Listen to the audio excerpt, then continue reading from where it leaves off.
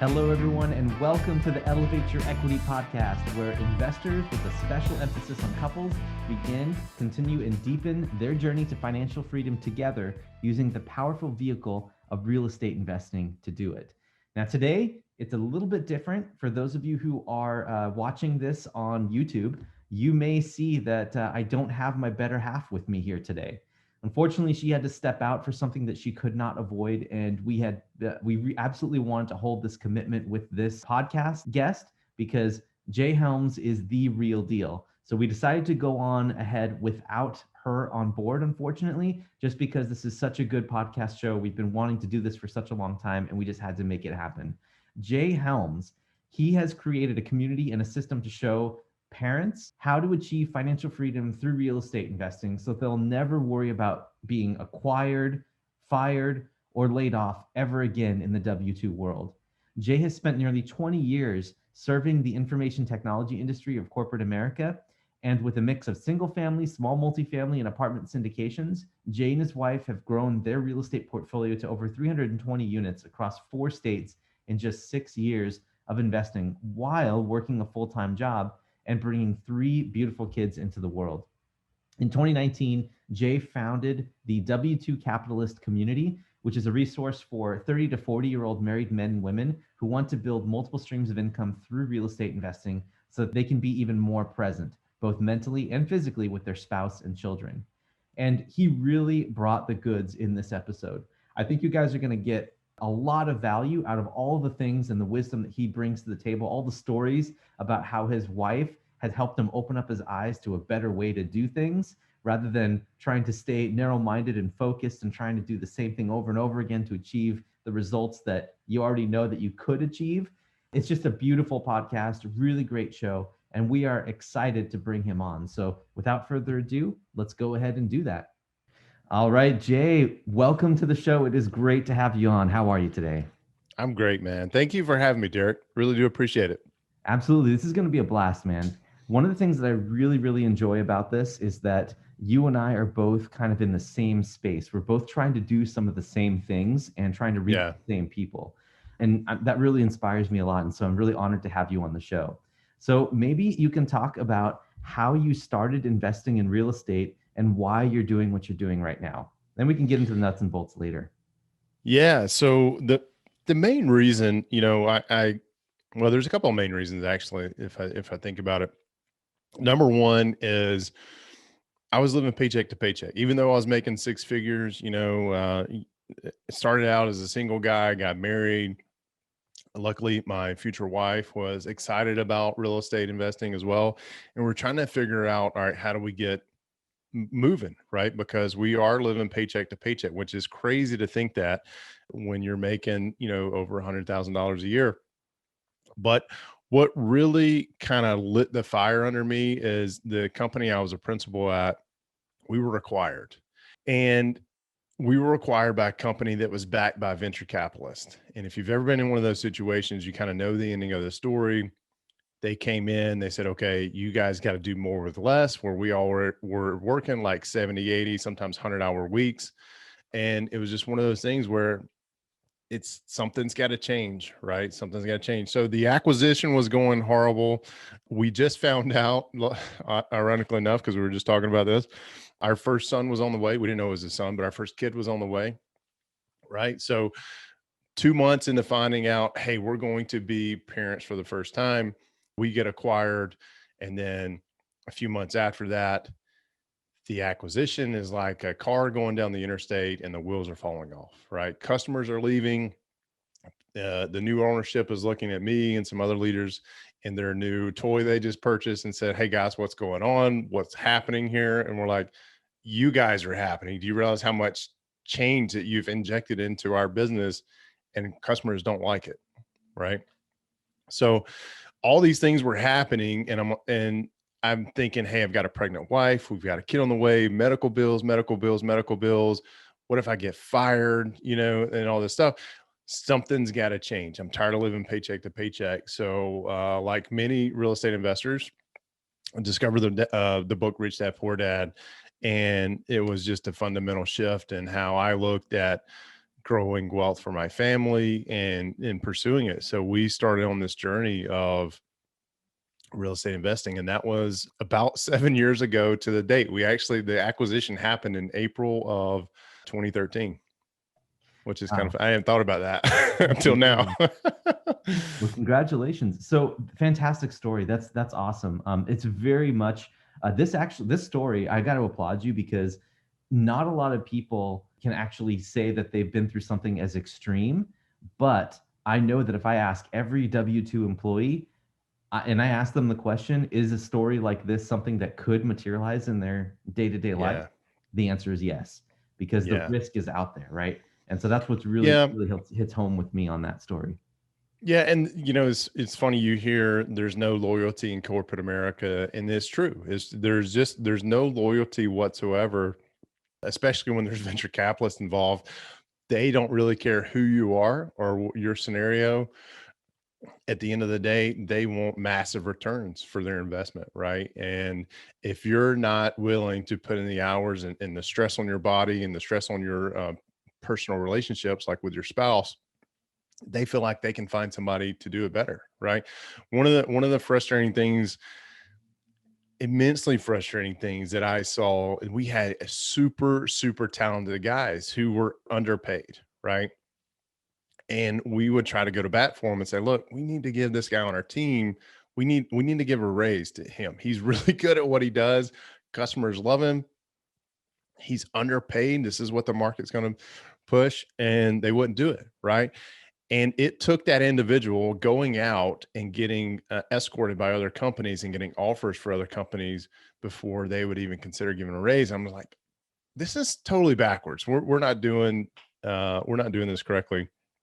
So that was, that was the company number one. But company number two that I worked for up until about a year ago, they went through a round of layoffs through COVID. I was one of those victims of that. It's the best thing that's ever happened to me. But there was 10% of the company that got laid off that, they had to quickly scramble and do all this stuff to try to find, okay, what am I going to do?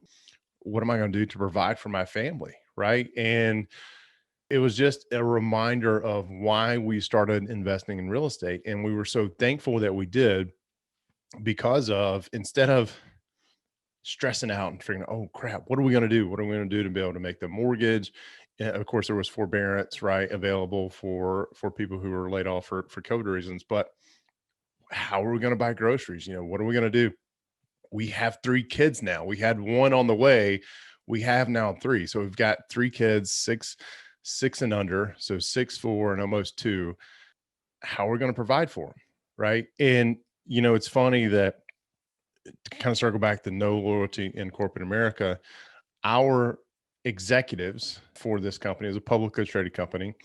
They claim that they took paid deductions. There's been no proof of that, right? At the end of the year, they still got their big bonuses, right? And it's amazing how they took this opportunity to, I'm using air quotes if you're not watching, if you're listening to this, to trim the fat, right? But they let a lot of good quality people go, and it was all in purpose of the biggest lie that I think has I want to say infiltrated most people's minds, is if it's good for the company and it's good for the shareholders, that's what we need to do, right?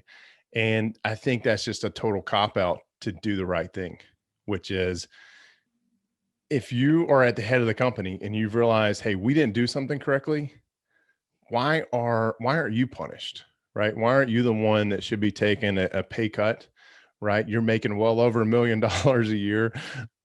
Why aren't you the one that is taking a pay cut versus the ones who actually make your company work and run, right? But That's so there's just no incredible. loyalty in corporate America. So Yep. what has happened for us is realizing that having that one single stream of income, our W-2, is extremely risky, right? And especially in the day and time, because a lot of people will talk about, what if COVID happens again, right? Or something like COVID happens again.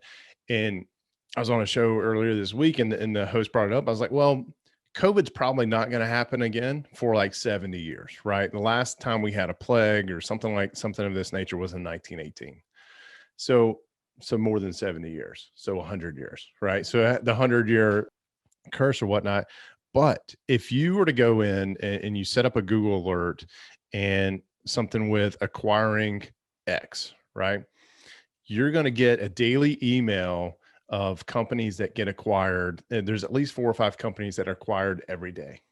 I know this because I do the research on it, and it's mind boggling how many of these acquisitions happen, because once those acquisition happens, the new owners are going to try to trim the fat. They're going to try to make the process and the business run faster and better on less resources, because it's in chase of the almighty dollar, right? And they're the return for the shareholders, essentially. Yeah, no, absolutely. What very well said. I think that making a case to W-2 workers to stay at their jobs, right? I think that for me, it's a means to an end. The way that I Yeah. like to look at W-2 work is that it should be something that's temporary to me, Yeah. because and also, I mean, everything that you said was 100% dead on, and I'm totally behind you there. And one thing that I wanted to add too, and see what your comment was on this, is the fact that W-2s can be used to leverage into full-time work, right? So it can be a Yep. supplement, right? And Absolutely. what I want to do now is I want to dive a little bit into the past. I want to talk about when you read Rich Dad Poor Dad, okay? Or when you started realizing, oh my gosh, there's another way, or there's something else we can do to either, I don't know what the objective was. Maybe at the beginning you were just trying to look for some extra income, or maybe you did realize that this path of walking down W-2 is just not sustainable, right? And depending on one person for your livelihood, for your financial livelihood for the rest of your life, is probably not a good idea.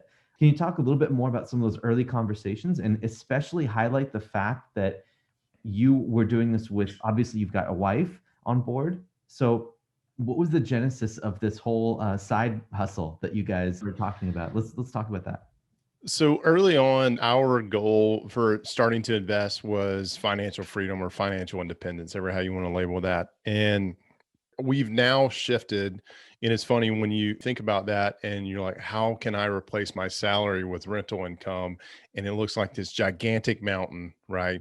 But I love the quote from Rick Rigsby. He says, and I think he's quoting somebody else, but I'm going to give him credit for it because it's a very good emotional pep talk he gives at this graduation ceremony. But it's his dad's talking to him and says, son, if you aim low and hit, I'm going to have a real problem with it.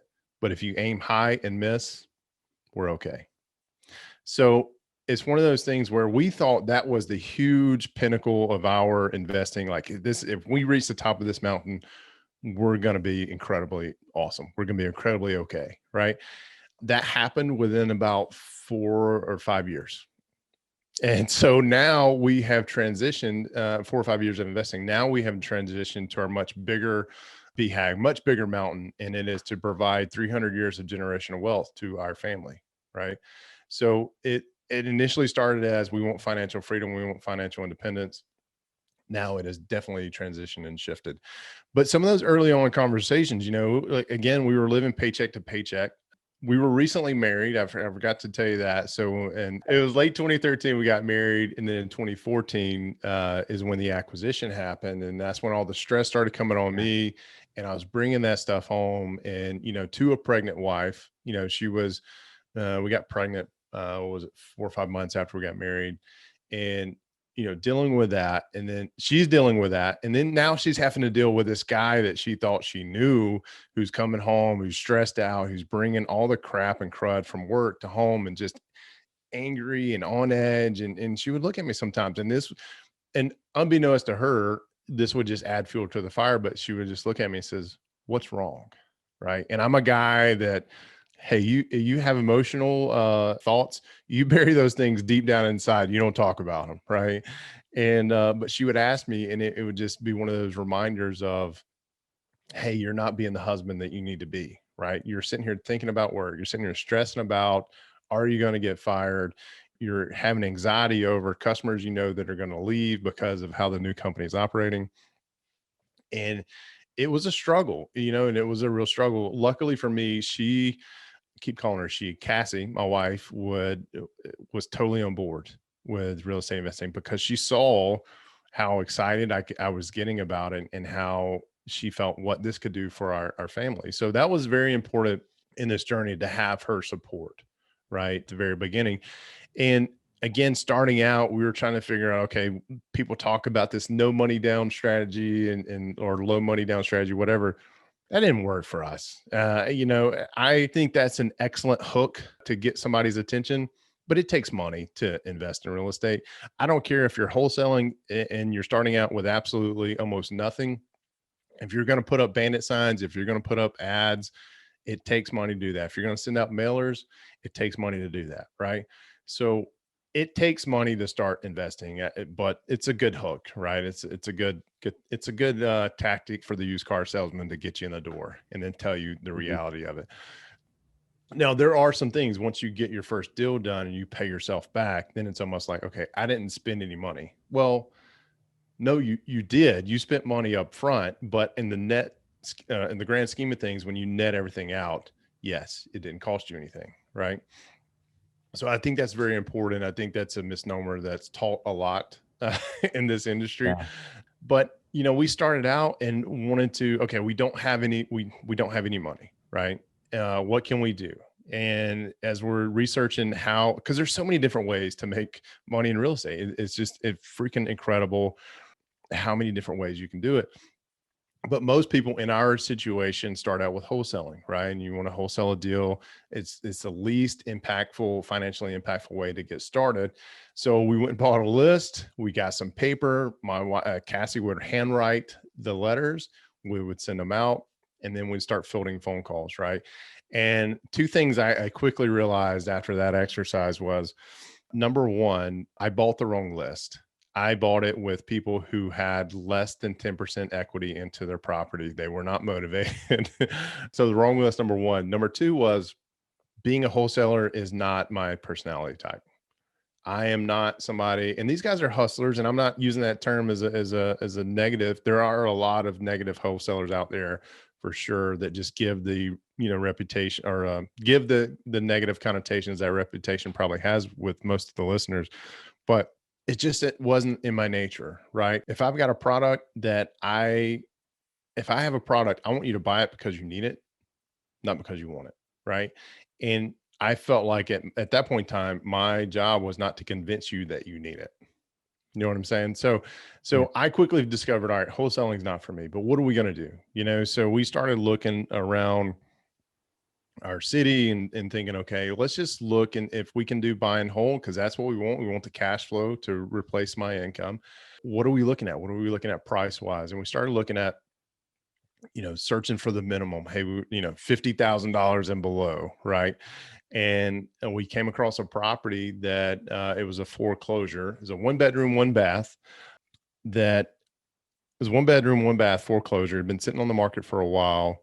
And we went and looked at it, right? We had this mentality that we've got to walk the property before we make an offer on it. We've come a light years from that now, but one of the things is we were like, okay, how do we do this?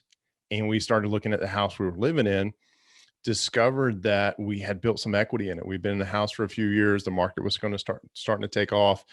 So basically what we did is we took a home equity line of credit from our primary, used that to pay cash for our first rental property. And after 3 years of having amazing renters in there producing, $200-300 a month in cash flow, we sold it for at $50,000. So we bought it. I don't think I said this. We bought it for $23,000. We put $9,000 into it, all again coming from the home equity line of credit. And then after 3 years of cash flow, I think it was closer to 350 that we did for the cash flow, because it rented for $600 a month, right? And after 3 years of that, I listed it for sale. We had one of our tenant moved out. I was like, you know what? I'm gonna see if I can sell it. I'm gonna do for sale by owner, and it didn't happen. So I got another tenant in there after a couple months of it sitting there. I got another tenant in there again, rented right away once we put it up for rent. And then about 6 months later, this guy reaches out and says, "Hey, do you still have that property for sale?" And I was like, "I do." I mean, I don't, but I mean, everything's got its price, right? So he said, "Do you still want 50,000 for it?" I said, "Yeah." He goes, I want to come look at it." couple weeks go by and we do the transaction, and at that point in time, I feel like, all right, we know what we're doing. Man.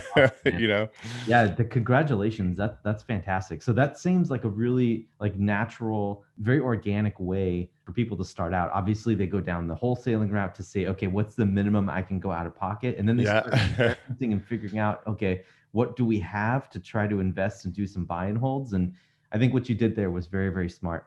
But what I wanted to do is I wanted to back up a little bit more into that because Okay. this show is about, the married dynamics that are happening and how to get spouses on the same page. So when you guys started exploring real estate initially, as you're going through your W-2 experiences, right? And you have kids on the way and everything, the conversations that you had with your wife to say, look, I think we really should be giving real estate a shot. And here's Yeah. why. Yeah. How did that go? Like, did she have some experience already, or did you have to do some education, or what was that like as far as vision?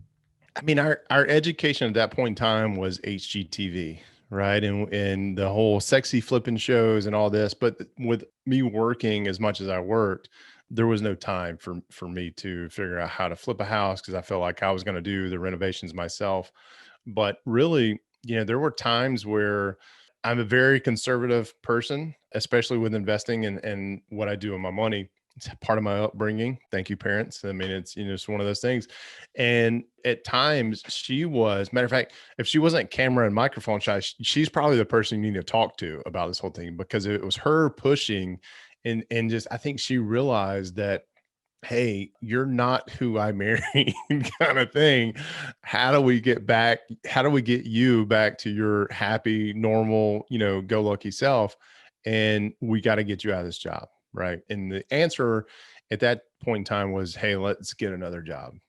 It was not at that point in time, it was not that. So matter of fact, as the way we found the little yellow house, the one bedroom and bath is, I think we were going to one of her doctor's appointments, and she's looking, she's just kind of browsing because we were starting to do some driving for dollars people talk about, and she found it and we started talking about it. I was not comfortable with the neighborhood. Like right across the street from this house was the house across the street from the one bedroom, one bath. It was run down. And when I say it was run down, it probably had not seen a fresh coat of paint in probably 40 years. Okay. And the amount of cars that were parked up in the grass, there was like two blades of grass in the whole driveway. And there was some interesting looking folks sitting out on the front lawn. Right. And I'm like, yeah, we're not doing this. The next thing I know, she's calling the listing agent for the property and says, hey, we want to see it. You know what I mean? So I'm sitting there again, conservative, reserved, whatnot. She's on the phone and I'm like, no, look at across the street. Like, I don't even feel comfortable being parked right here because they're looking at us weird. What And monster have I created? yeah. And then so she's dialing, and next thing I know, the realtor was actually, his office was right around the block. So we just stayed parked there. He comes, he shows us a property. And as we're walking out, she goes, hey, you want to go meet the neighbors? I'm like, absolutely not. No, I left my gun at home, right? We were going to the doctor. I mean, I'm not carrying right now. And she's like, okay, well, let's just go get in the car. So we left from that visit, and we were like, all right, what do we do? And she was pretty adamant about pushing it because again, it was $23,000 for a house is what we got it for. I think it was listed for 25. We offered 22. They countered at 23. And I was like, you know what? I finally, I want to say I mustered up the courage, but it really was her, Cassie, injected me with it. Hey, let's try it. It's not a whole lot of money, in the grand scheme of things. It seemed like a lot of money to us because again, we're living paycheck to paycheck, and we found this HELOC, right? We discovered HELOCs and whatnot, but it was really her that pushed us to close on this property. And we did, we closed on it when our son was born. Our first kid was born, and he was 3 weeks old. So his first closing was at 3 weeks old. I think he's now up to like 13 or 15 or something like that. That's But incredible. so it really was her pushing. I think she realized how miserable I was, how much weight I was putting on my shoulders, and she really encouraged me step out and take a leap. And I am forever grateful for that. Right. Yeah, I just wish that my wife was here with me on the show because I can so relate with that. There's so many times where I need to have that sanity check where I'm like, I gotta run this by my spouse, or I gotta run by someone who has a vested interest in my success as well, right? Like Yeah. a clear and obvious vested interest, and looking at it from a fresh perspective. And she has challenged me to go into the multifamily space because I was perfectly happy, being in the single family space. And my success now has just gone up like a rocket. And Yeah. every time Yeah. she suggests something, right? Every time she's suggesting something outside my comfort zone, I'm like, no way, that's not what we're doing. But it sounds like for you, thankfully for men like you and I who are conservative in nature, especially when it comes to underwriting and making sure that all the I's are dotted and T's are crossed, that's the W-2 programming that we get, right? Yep. From going to It school is. and going in there. Having someone with a fresh perspective and someone with the vision to be able to kind of help pull you through some of the Yeah. things that you think are really important that need to be considered, but isn't really.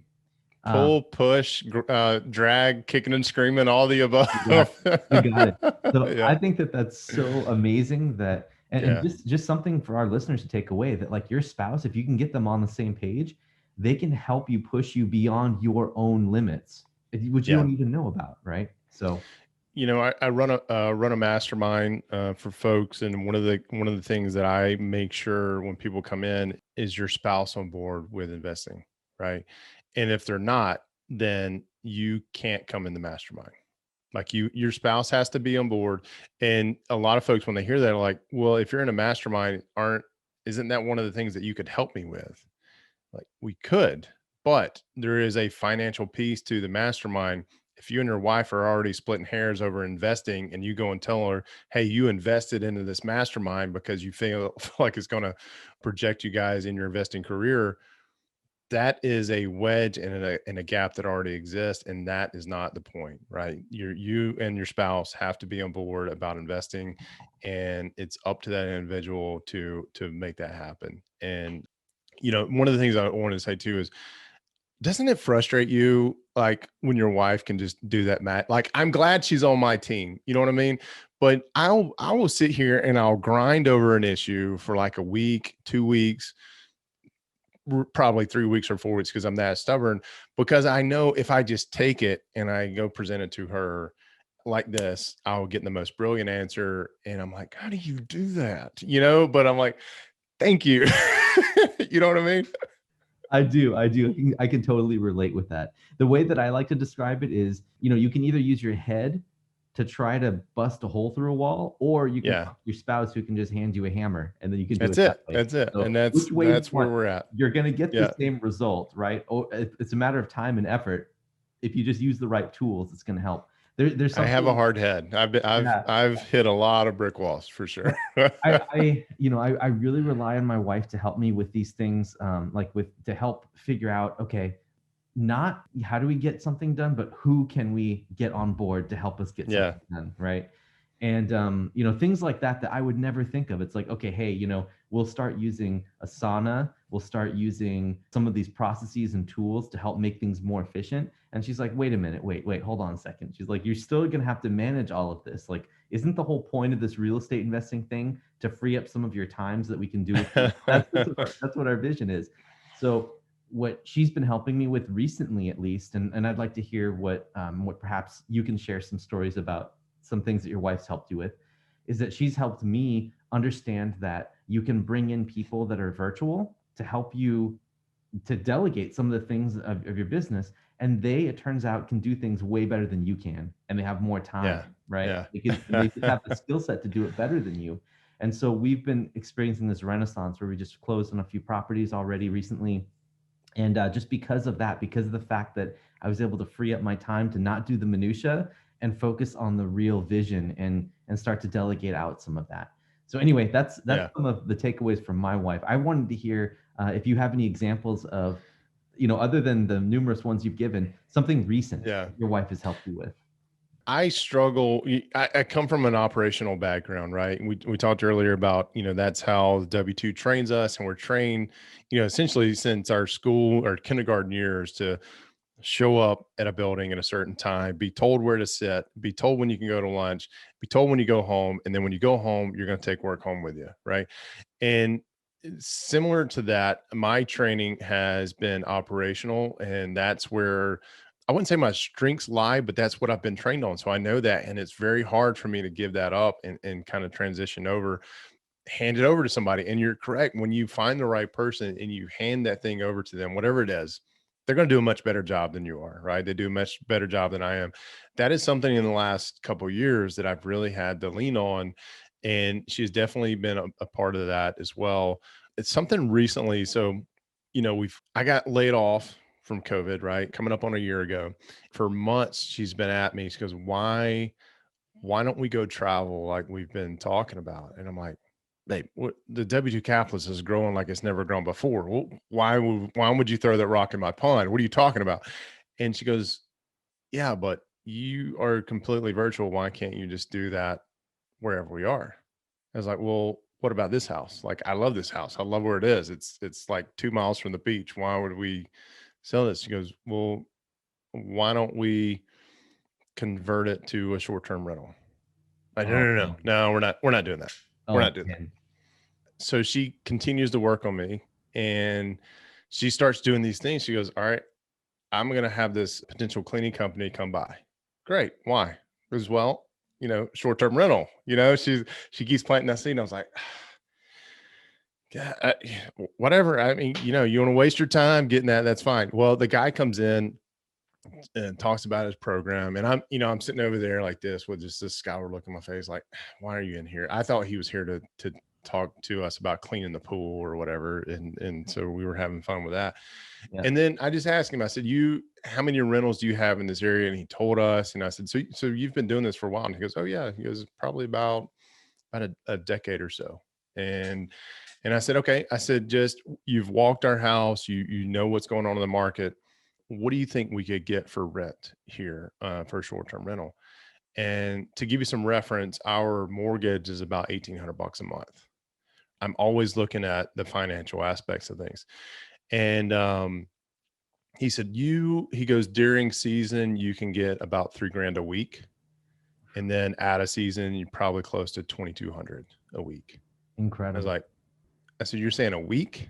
Like 3,000? He goes, yeah. I was like, all right. So what do we do? What do we do next? So we're in the process now of building out our owner's closet. So we have the space actually right above the garage. It's just a walk-in closet. It's like 450 square foot. We're going to convert it into another bedroom, but now it's going to become our owner closet. We're going to move all of our stuff that has meaning to us, like sentimental things and furniture and pieces that our grandmothers and grandparents have passed down. We're going to move that up there. We're going to convert this. Like, we're in the process of doing that now. And it's just one of those things where she knows how to push my buttons to get, and it's going to be an incredible experience for our kids. But I was so focused on, how do I run the business? So basically, a lot of people do this and then they go buy an RV, right? And I'm like, there's no way I can run mastermind calls and do the podcast and all this from an RV when you guys are upstairs screaming and carrying on like kids do. Everybody's hearing it. Can you imagine if we're in an RV and you guys are just on the other side of that particle board wall? I was like, we can't do that. So basically, we're going to be Airbnb nomads, right? So where we go, when somebody books our place, we're going to go stay somewhere else. And so we're working through that. So that's kind of where we are today. But let's go back when the first kid was on the way, right? And this is, I think, where my wife figured out how to push my buttons and really get me to understand. So I'm a planner by nature, right? I told you, as an operations project management professional, a certified project management professional. So I've got to know, hey, what are we doing? What's the plan here before we go and do anything? And I was the same way with the kid, right? When the kid was coming along, I was like, we got to know, we got to find out, we got to know how to decorate the room. She goes, I don't want to find out. I think it's going to be the greatest surprise on its, birthday, to figure out, is it a boy or a girl? Why are we doing this? You know what I mean? And she looked at me, she goes, look, she goes, if we don't know, then we have to buy all the big stuff in neutral colors. And our plan was to have multiple, right? She goes, so we have to buy the car seat in a neutral color. We have to decorate the room in neutral colors. And That way, if and when we have number two, all the big stuff we don't have to pay for again. And I was like, okay, we're not finding out. That's awesome. Just so it was about her understanding how I operate. And I'm just so financially driven. It was just one of those things where she has a way of delivering that message that just totally makes sense, right? That I can get. And as stubborn as I am, it's a very difficult job for her to have. That's so inspiring, man. I love that. Thank you so much for sharing those stories, because I know that there are listeners out there that have those types of moments where Yeah. they're so like wrapped around what they think is the right approach. And then their wife comes in or their other spouse comes in and says, "Why aren't you looking at it this way?" And it's like, "Oh, problem solved." Or, "Why didn't I look Brilliant. at it that way?" Yeah. Yeah, It of course. frustrates me that you're that smart. Why aren't you more Exactly. Yeah. involved in the business? So that's why they call you my better half. Okay. Yeah. That's it. Exactly. Yeah. So yeah, no, that's that. I love that, Jay. Thank you so much for sharing. And I think these messages that we're sharing right now, even though we're not really diving into real estate per se, I think this is what people need to hear, because people who are working W-2 jobs, you got to use what you have available, right? You got to Yeah. use your spouse, you got to use the skills at your W-2, you got to use the knowledge that you have and your motivation, your drive, because quite frankly, a lot of married W-2 couples are busy. They have jobs, Yeah. obviously. They've got kids, they've got family commitments, they have things going on at home. So being smart about using the right thing with the right vision, right, will help you leverage into different ways to help get you out of your W-2. Now, one thing I want to I want to ask you about is you're working your W-2. Obviously, it sounds like you're a project management professional just like myself, and I'm still working my W-2 job, but that probably will be ending soon. And I want to ask you, this is probably an obvious question, but maybe I'm missing something here. What skills did you take away from your W-2 that helped you bootstrap some Yeah. of your success in real estate investing? Yeah. So the planning, number one, the research phase, right? So when you look at a new market, there's a lot of similarities for a buy and hold person, right? There are a lot of similarities in prepping for a new project and prepping for a new market, or a market you just don't know a whole lot about, which is a new market. I don't know why I said that redundantly, but anyway, um, so I think, those and the planning that goes in, as a PMP, the planning is where you make your money essentially. But also as a project management professional or just a project manager, you have one of the hardest tasks, right? You have all the responsibility in the world, but the only time you get credit is when things go wrong, right? And so one of those things, you as a PM, as a project manager, you learn how to communicate with people. You learn, okay, for example, when we moved down here to Florida, we were based in Birmingham, we moved down here to Florida. I was trying to convince my boss that it was a good idea for me to move down here to serve our customer base along the panhandle. And what I finally figured out is if I could plant that seed in a way that he thought it was his idea and not mine, he would say yes. Right. So that's what happened. We have finally figured out a way to say, hey, he came to me and says, "Hey, what do you think about moving to the coast?" Although the previous 5 years I had been saying, "Hey, I want to move to the coast."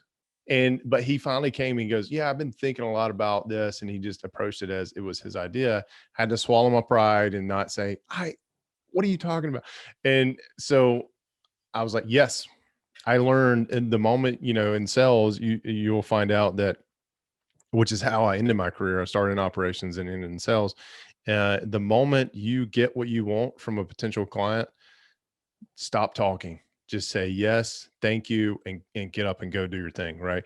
And so that was one thing I learned. You've got to be able to find out what's in it for the other person, not feel like you have to be right the entire time. And that works with when you're dealing with realtors, when you're dealing with potential sellers, or potential buyers, wherever you find yourself on that side of the equation. And you got to find out what's in it for them, like why. And if you can solve their problem and make that happen for them, then you're going to be successful for it, right? So that's probably the biggest thing, is learning, taking those skill sets as a project manager, of learning how to communicate with extremely difficult people, realizing that regardless of what happens, you're responsible. And the only time you're going to get credit for it is when the project goes bad or, has a downturn, and transitioning that over into, you kind of get a hardened shell as a project manager to either you pull your hair out, or you kind of get a hardened exterior to where it doesn't bother you. And I have to be thankful for that experience, because small stuff used to bother me like really, really bad. I was like, well, I'm responsible for that. And I wanted to be perfect, right? And most PMs that I know are perfectionists. And it is the biggest downfall I think most project managers have, especially when it comes to real estate investing.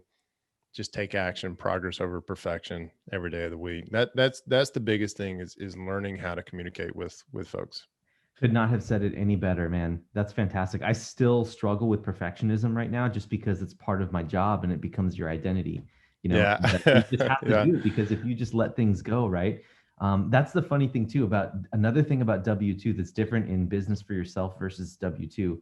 Inside your W-2 job, if you do 99 things right and then one thing wrong, they're going to focus on that one thing that you One did wrong. thing. Right? Yep. They're going to drill down Yep. on that and say, "Hey, why did you do this? Like, where are your TPS cover sheets or whatever they say in Yeah. I'm Well, sure in and your that, masterminds you reference that a lot. oh yeah. Yeah. And where's the TPS report? TPS report, Absolutely. Yeah. And, that's one thing about being a supporting spouse. So, if you're like my wife, she's the homemaker, right? She's the primary caregiver for our kids. She's their school teacher. We homeschool because about, what we're about to adventure on.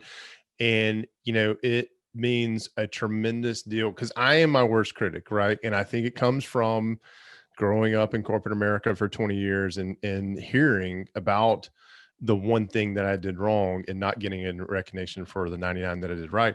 And what I want to mention is for spouses out there, and you notice your significant other is going through this and you see them struggling with something, find something that they did right. Does not matter what it was. It could have been, hey, I really like how you handled this conversation with insert a person, right? And just tell them how you think that was awesome, or something else that you think there's all. And it doesn't really have to be anything. It can be anything. It doesn't have to be anything of real significance, but just to hear, because you got to know at their W-2 job, they probably don't have anybody in their corner saying, great job, way to go, way to kick the week's butt, So if you're a spouse and you see your significant other trying to get into real estate investing and get you guys on this journey, the smallest little hint of encouragement and positive reinforcement for whatever they've done goes a long way, goes a real long way. Absolutely brilliant. Thank you so much for sharing.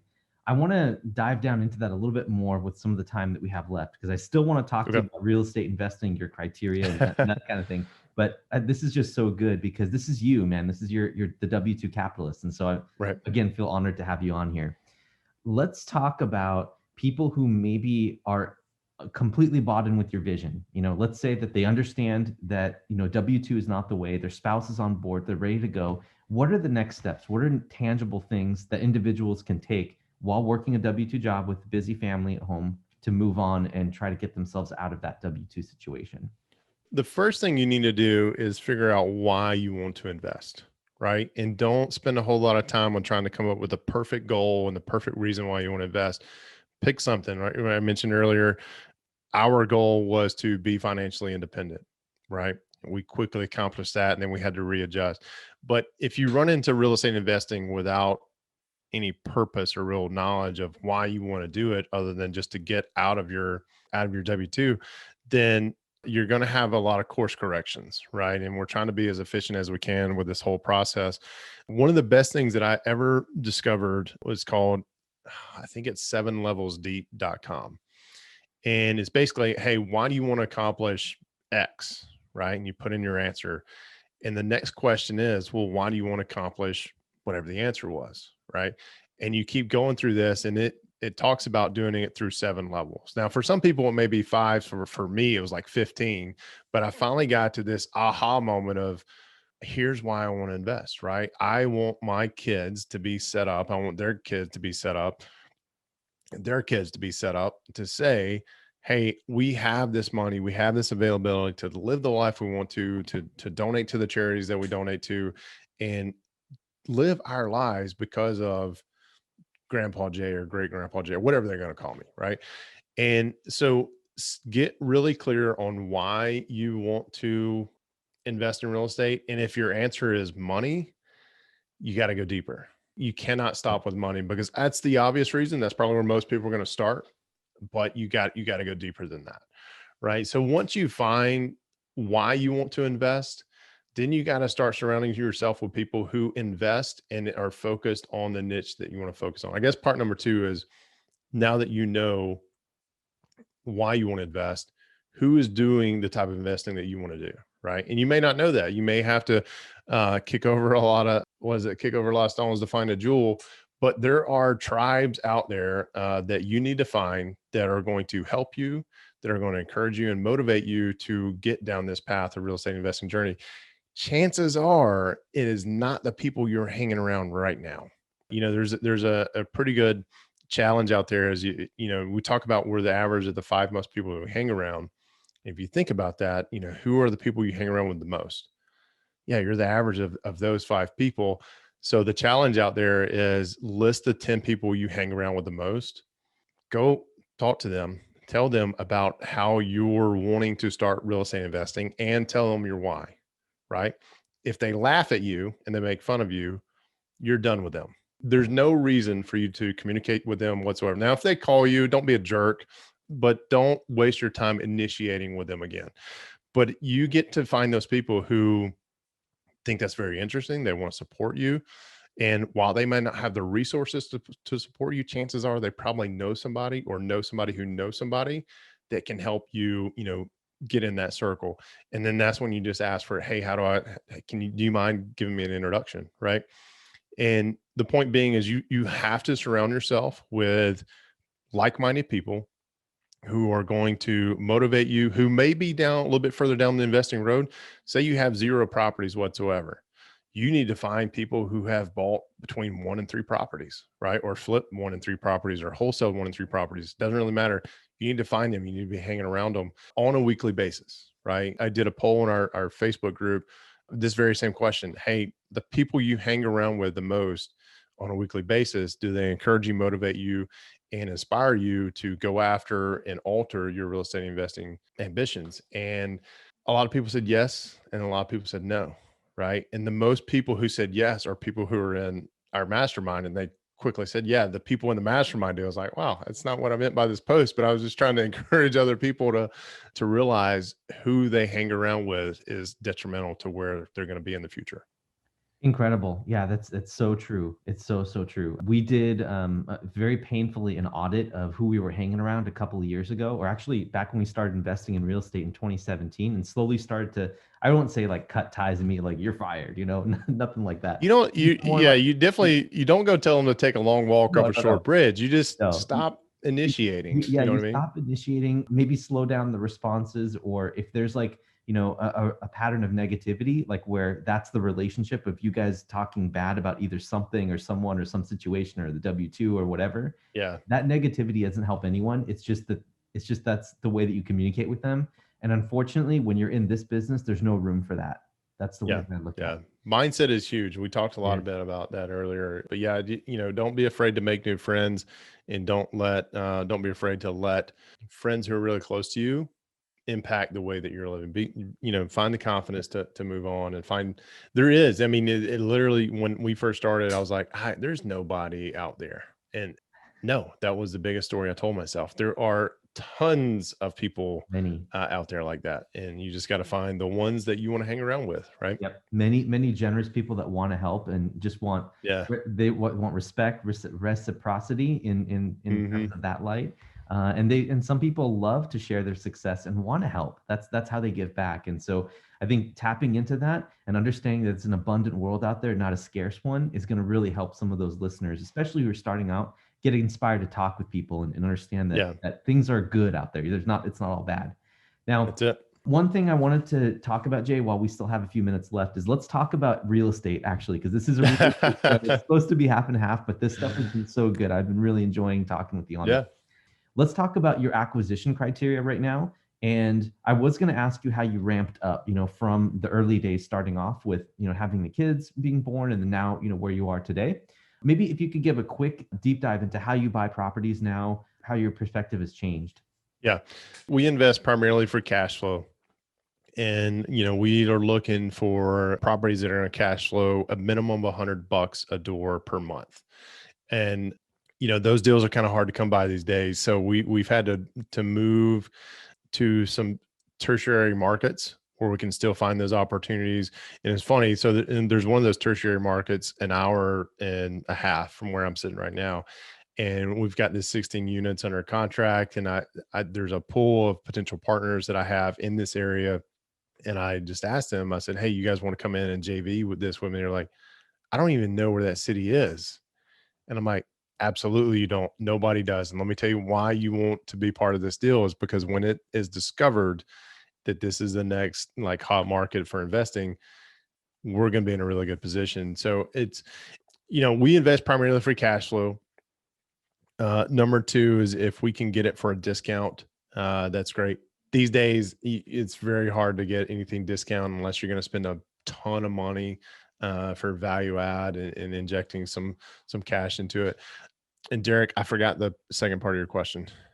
It was how your investing has changed over time, Okay. like how your perspective has changed since you started to now. So the perspective, that very first deal, I said we had to go walk it before we made an offer on it. We don't do that now. We do not go and look at properties unless we're under contract for. There's a lot of good benefits for that, especially if you're doing long distance investing. But there is a property, it's 5 miles from where I'm sitting right now. We've gotten to the comfort level of, all right, we feel like we know what we're doing, right? And it was across town. We didn't live where we did when we first bought this property. It was probably about 40 minutes away at that point in time. So I'm just going to float an offer. My realtor brought it to me. Floated an offer out there. They accepted it right away, and I was kind of bummed because that means that I left something on the table.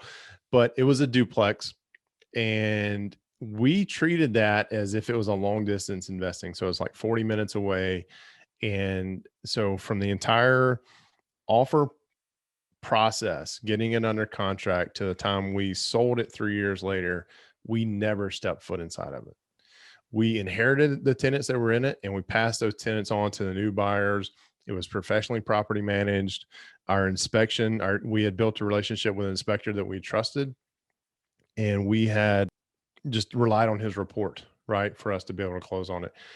Our entire hold, right? So we bought it for 90. This is the crazy. So we bought it for 90.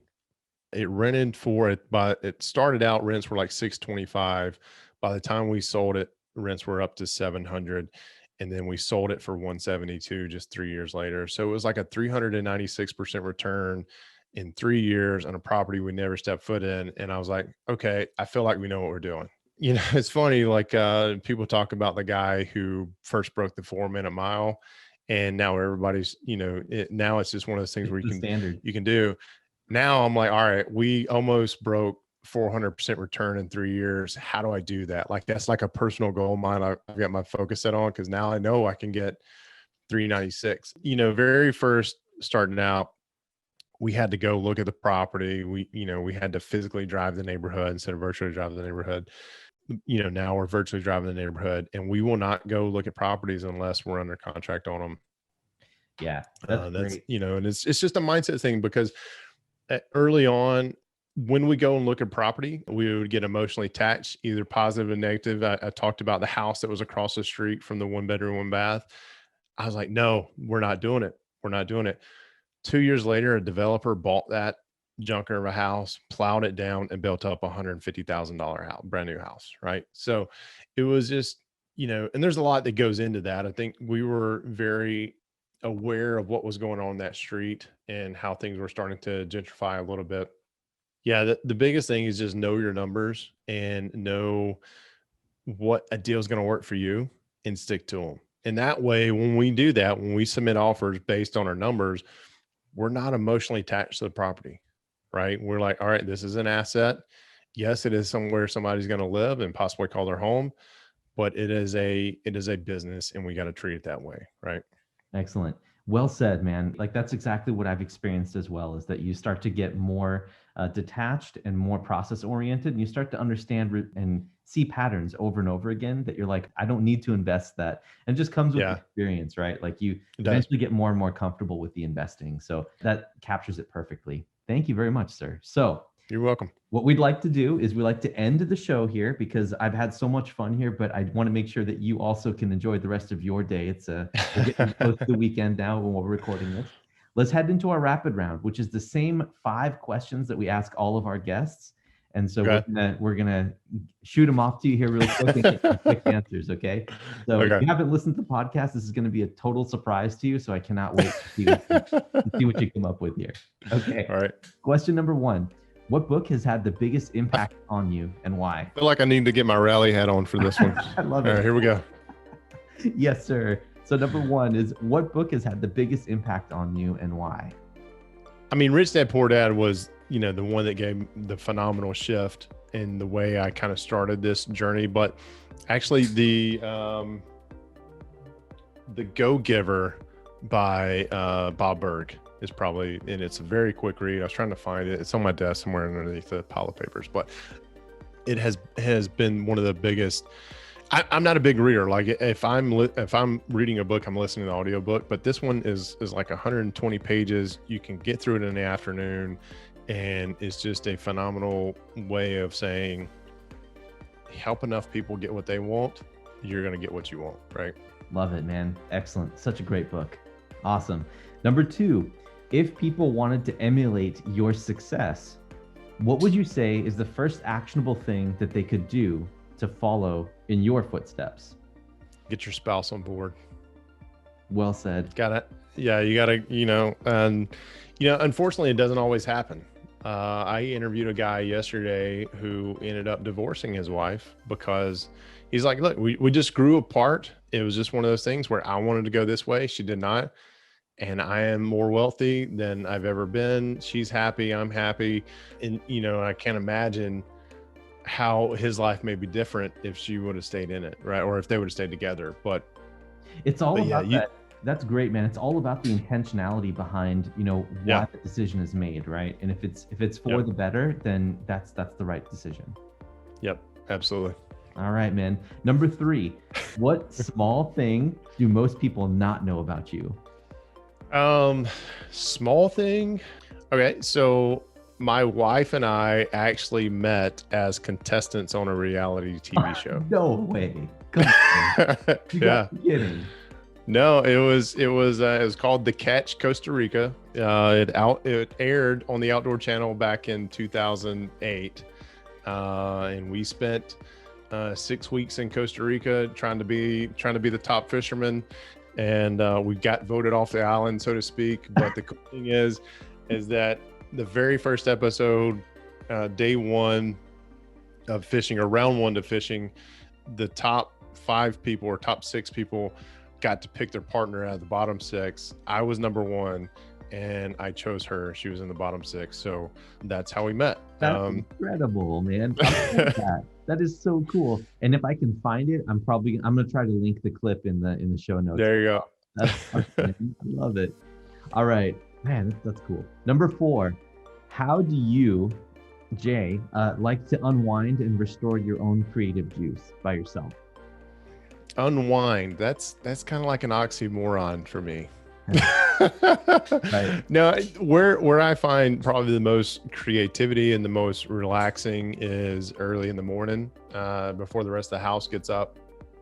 I'm known for getting up at like 4:30 in the morning, especially when I had a W-2, and those first couple of hours in the day was focused on real estate, and it's in doing the miracle morning kind of concept.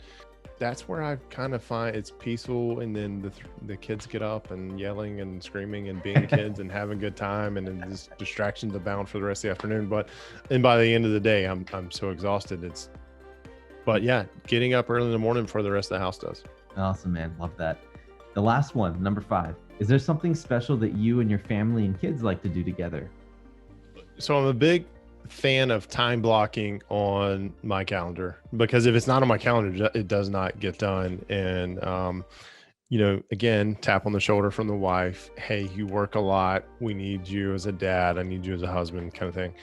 So what I did this probably about a year ago, is Thursday mornings. It was a year ago because that's when I was laid off and I had this option. So I block off Thursday mornings up until right when the girls go down for their afternoon nap. And we typically spend that Thursday morning at the beach. So we call it family beach day or family vacation day, whatever. And, days when it rains, we kind of just hang around the house. I stay out of the office because once I come in the office, it's like, it's like rally hats on and game on. But yeah, we love spending time at the beach, and the kids just can't get enough of it. Matter of fact, we went Monday because it was raining last Thursday. We went Monday, we did a little picnic. And we thought we were just going to do a picnic, but us parents should be wiser that if you take the kids to the beach, they're going to get sand everywhere. We didn't have bathing suits on or anything like that.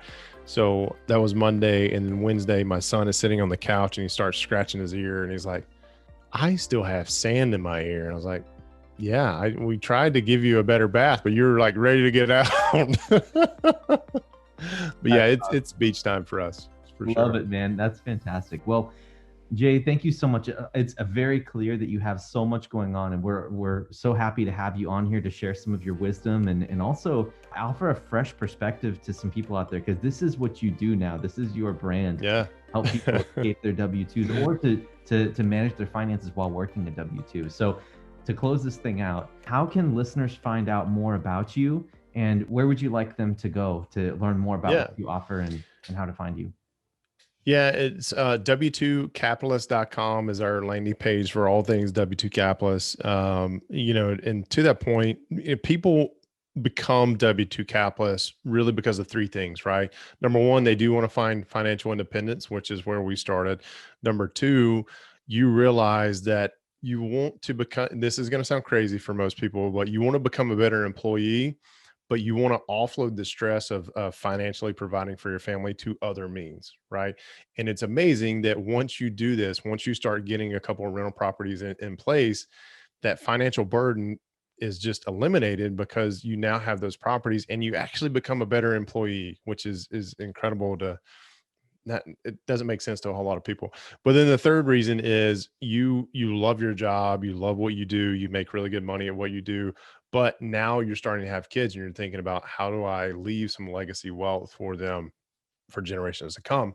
So now how do I do that and how do I set that up? So those are three biggest reasons why people become W2 capitalists, right? And you can find out more information about the podcast and the mastermind and what else we have going on. That's pretty much it. There's some coaching things that I do as well, but all that's at W2capitalist.com. Thank you so much, Jay. It's been a pleasure to have you on board. And for those of you listeners out there, thank you so much for listening all the way to the end to this incredible conversation with Jay. And if you like what you've heard, please like, subscribe, and comment wherever you're listening to this. And also feel free to be active. I want active feedback. So whether it's constructive feedback or great feedback, I eat feedback for breakfast, as Pat Hyben. That's it. Yeah, as I said earlier, project managers, we have tough skin. So make sure you tag me or ever how that is, W2 Capitalist or just Jay Helms, and tell me what you think. If you think I'm full of crap, let me know. We'll have a debate about it. I love it. Love it. Love that. Yes. And so please like, comment, subscribe to Elevate Your Equity and to the W2 Capitalist podcast, so that both of our podcasts can shine positively in good favor with the algorithm gods, and so that they can move up the charts so that we get exposure to more people and more feedback. So we really appreciate you guys. Thank you so much for listening, and we hope that you have a fantastic weekend. And this is Derek signing off. Take care.